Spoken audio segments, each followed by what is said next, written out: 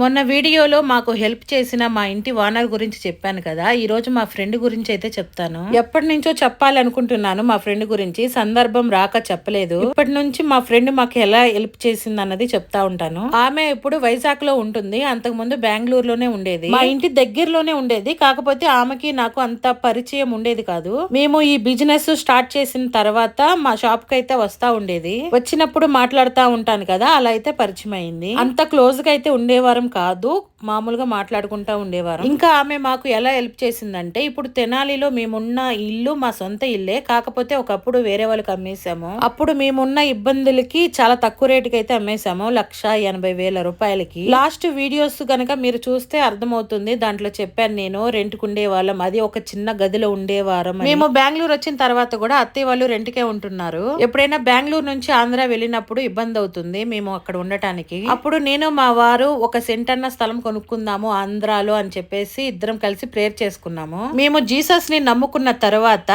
మేము చేసే ప్రతి ప్రార్థనకి జవాబు అయితే దొరికేది, ఇప్పుడు కూడా దొరుకుతానే ఉంది. ఇంకా మేము స్థలం కొనుక్కుందామని ప్రార్థన చేసినప్పుడు ఒక వారానికి ఆంధ్ర నుంచి ఫోన్ కాల్ అయితే వచ్చింది. 1.5 సెంటు స్థలం ఉంది, కావాలా అని ఫోన్ అయితే చేశారు.